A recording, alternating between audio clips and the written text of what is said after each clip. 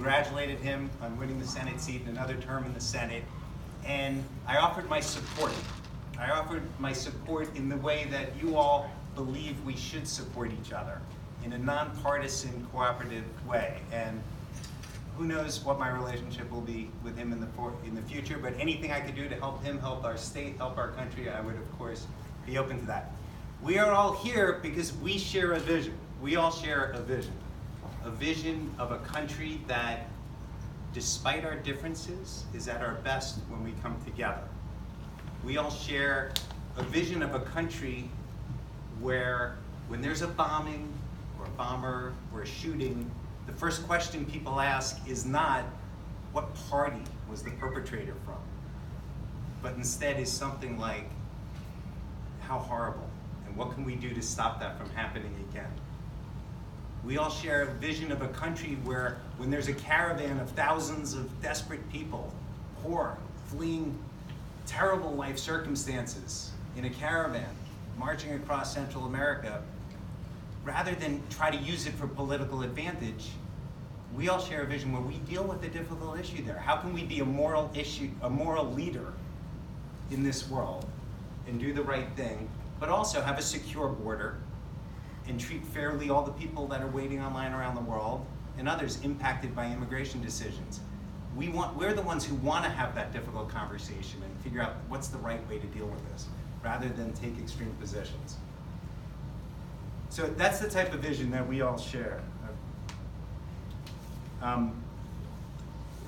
We all believe that we should have leaders that deal with the tough issues in this country, that try to actually reduce our healthcare costs, that try to find ways for us actually to invest in roads and mass transit and telecommunications the way our global competitors do, that deal with difficult issues like our debt that becomes bigger and bigger every year. We all think we should have leaders who do all that and do more than just divide us every day, and improve our education system.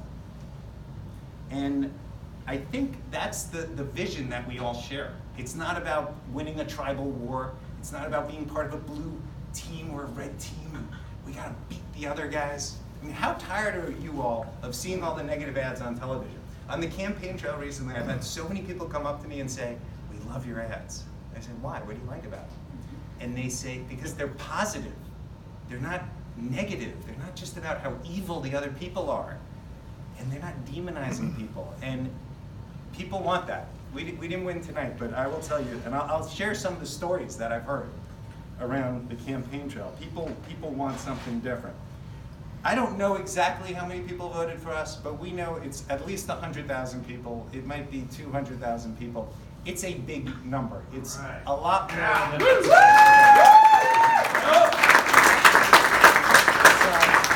a lot of people. It's a lot of people. So all of those people share our vision. Because in order to vote for an independent candidate, you have to share the vision and also believe that they can win. Right? We have to get people over that additional hurdle. And we had 100,000, 200,000, whatever the number ends up being, a large number of people that, like all of us, share that vision. So I'm going to tell you a few stories from the campaign trail in a minute. But before I do that, I want to thank a bunch of people. This is the part that may sound a little bit like a bad Academy Award speech. There are so many people. Listen, this is really, really hard what we did here. It is really hard. We ran the most successful independent campaign in this country. And it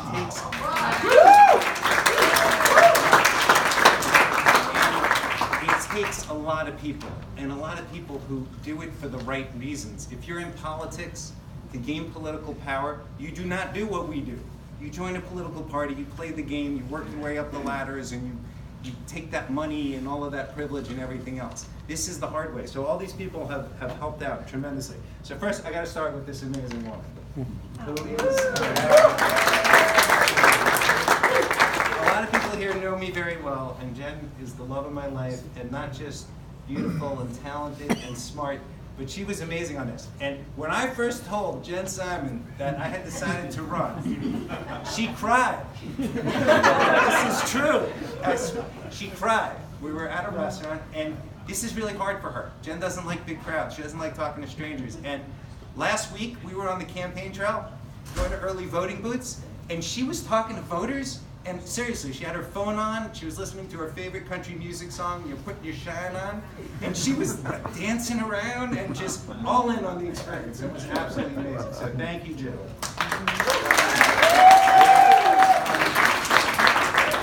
Thank you to my kids. They're spread out here. Jake, Ike, and Sophie all have been amazing. Jake worked on the campaign and was incredible. Ike has volunteered every chance he can. Sophie's been amazingly supportive. And the biggest sacrifice I made, I don't care about my time, I don't care about sleep and all those things, is that I didn't spend as much time with my kids as I always have. And a lot of you know me well, and that's really important to me. So they bore the other end of that sacrifice. So thank you to my children.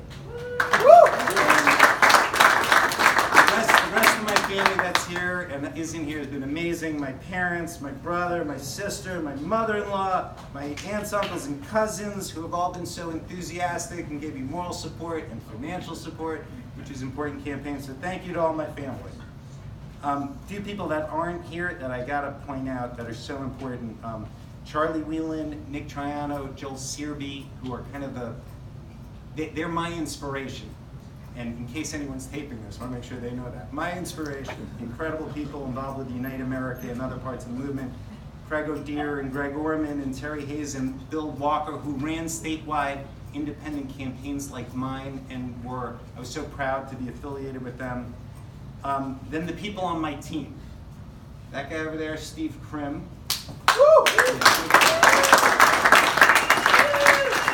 Steve was my campaign manager. He ran Governor Hogan's successful campaign 4 years ago. He took a big risk getting involved in this, and I think really believed in it, was the brains behind the campaign. So thank you, Steve. Jared over here, who introduced me. Thank you for that introduction. But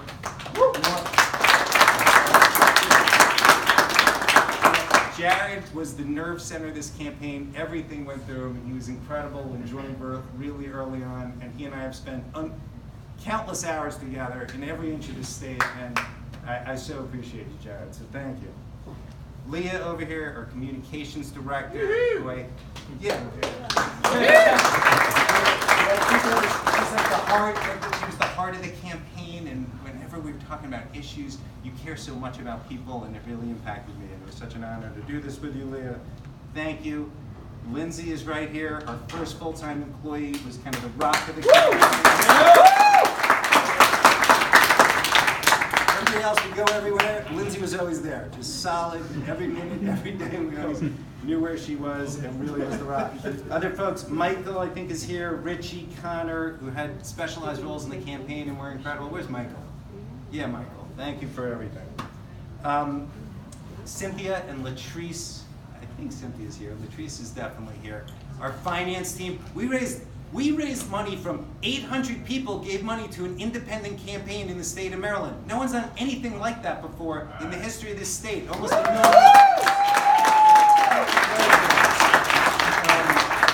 Eduardo and Patrick, incredible on the campaign, did 1 million different things, both of them.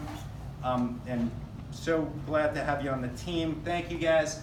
And then an incredible group of campaign fellows. So the other day I get this email from this guy, Mike, out of the blue, I don't know who he is, and he says, I voted for you, and I'm so inspired. He says, and I gotta tell you a story. He says, I wanted to work for Congress, so I went down to Capitol Hill and I interviewed for jobs, and what he heard was that he had to join a team. Oh, you wanna work on Capitol Hill? Well, which team are you joining? And he considers himself, like I think a lot of us, a moderate independent, thoughtful guy who doesn't wanna just join a side and agree on one side or the other. And he left that process completely discouraged. And think about, first of all, think about how wrong that is, that somebody who is well-intentioned, capable young person wants to get involved in our government, that they can't do it because they're not willing to join one team or the other. Well, I am so proud that we had about 20 campaign fellows on this team who were incredible. Some of them are here. Francisco, I know, is here, and Omer, and Chaz, and Gabrielle, and Carson, and Dean, and Oliver, and Jessica, and Emily, Matthew, Will, Peter, Nick, Ben Schroeder I saw here, and Ben Birnbach, and Grace, and Alec, and Idris, and Julia. Incredible young people. You're all amazing and passionate.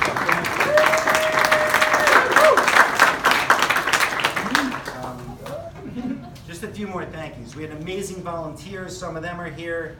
Ethan, Sam, Tom, Vic, Luke, Chris, Val, Terry, the Shanes, Kate, Lisa, Howard, Mark, Tom and Pam, Laura, Gus, and Brendan. So thank you all. Super volunteers early on, Tracy, David, and Jerry. I think they're all here. David Sullivan, Tracy Friedlander, and Jerry Herman, who played really important roles, especially in the early parts of this campaign. You're all amazing, gave so much time, and I was inspired by you guys. Thank you.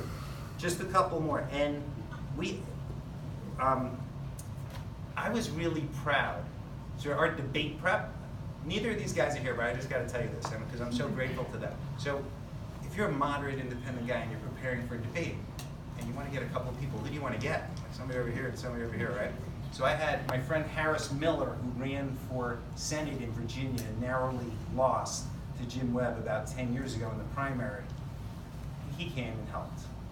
And then my friend Chad Sweet, who actually ran Ted Cruz's campaign, and he came and helped. And we sat there as a team, and Steve and Jared were part of that, and got ready for that debate. That's what I think. That's how I think our government should work. Take people from the extremes, get together, find common ground, work together. I was really proud of those guys. So thank you to them. All right, let me tell you a few quick stories from the campaign trail, just from recently. So I was in Harford County a few days ago. This woman, Helen, comes up to me and she says, I have never been as excited to vote for anyone in my life. And she comes up and gives me a hug. And seriously, I don't know if other politicians ever get that, but I got that, and that made my day. And it wasn't the only time. And some of you guys are laughing and smiling because you were with me at these moments. We started calling them campaign hugs because people want this. So people connect with this, and it was unbelievable. We had, on Thursday, we were in Prince George's County, and early voting goes from Thursday to Thursday and ends at the end of the day Thursday. So we started picking up some of our signs because we're not $100 million like the Missouri race and Texas race. We got to reuse our signs. So we're picking up one of our signs, and some guy comes running over and said, "You can't pick that sign up." He was so upset that our sign was being picked up, and we started talking to him and said, "Actually, we're the campaign team." And he was so happy to meet us. And it was so great. Just loved it. We had last night at so for the regular voting, there are 1,700 voting locations in Maryland. And if you're a party, you got people at all of them putting up signs. We don't have that. We don't have a party infrastructure. So we had 24 vehicles go out and hit as many of them as possible and put up our signs. And put them all up. Give a round for the people last night. Oh, yeah. People driving all over, and it's manual labor. You break a sweat and everything. So Jared and I are back at about 10 o'clock, and he says, "Oh, there's another box of signs." So we had another 100 signs. What are we going to do? Just let them sit there until, and not use them? So we go back out, and we go to Bells Mill Elementary in Potomac, and we're just putting up the little signs over there. And this guy comes up and says, "Oh, you're part of the signing campaign. I've been so inspired by that message." And Jared says, "Well, Neal's right over here." I don't know. I'm supposed to be senatorial. Maybe I'm not supposed to be out there putting my own signs at 10 o'clock, but I'm having fun. We're putting in the signs. And he comes over and he says, you have got to do this again. This country needs this, and it takes time to build on it. And just another person inspired by what we did. And I'm so grateful to all of those people. Yeah. So here's where we are. This is just the beginning. We are part of a movement in this country, and it is not just us. It's not just Maryland. It's people running around the country. There are a record number of independents running, and more people are registering as independent. The frustration level with the partisanship and the extremes of the party is as high as it's ever been, and we're all part of that. And we're the ones fighting to change this environment. And I'm inspired by you all.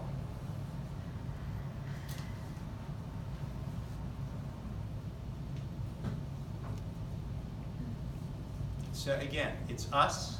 I want you to leave thinking about this. We think we're going to end up 100 to 200,000 people in Maryland that joined us in this, and they are all saying that they're done with the partisan bickering, they're done with the fear, they're done with the extreme wings of the party, and they want something different. And there really is a groundswell of change, and that's what we all felt on the campaign trail the last few days. I believe, and I know all of you here believe along with me, that America is a place where hope, freedom, and human dignity reign supreme. A place where change and the most unlikely triumphs of humankind happen. Because of people like you guys, people who care and are concerned and passionate. And I hope we lost this short-term race, but I hope you all believe that we've got the power to change things. I've seen it person by person in this state. We've seen it in the numbers, and we will do it together. And the way I think about this is like chipping at a dam. You have that dam there, and you chip away piece by piece, and water doesn't come through. But eventually, you make that final chip, and the water comes rushing through. And that's what I think this change will be like in this country. And in the last year, we have done a ton of chipping. We've opened people's minds to a new way of governing. We have helped people understand how ineffective and divisive our government is. And we've opened their minds to what it could be like to have leaders who don't have party labels next to their name. So I intend to keep working as part of this movement. So people have said, Neal, what are you going to do? I don't know exactly what I'm going to do, but I will do something as part of this. And there's so many amazing people in this country that are fighting this same fight in different ways, whether it's through political reform initiatives like fighting gerrymandering and campaign finance and getting debate access and opening primaries, or whether it's through movements like Unite America and No Labels. There are amazing people out there, and I will stay part of it. And I hope you all will too. I hope that this isn't just about me. It never, hopefully, was about me. This is about change for our country, and whether or not it's me or other people getting elected or affecting that change, we will make that change happen together. So I hope you will all continue on that journey with me. And with that, like Jen and her country song like to say, I think it's time for us all to get our shine on.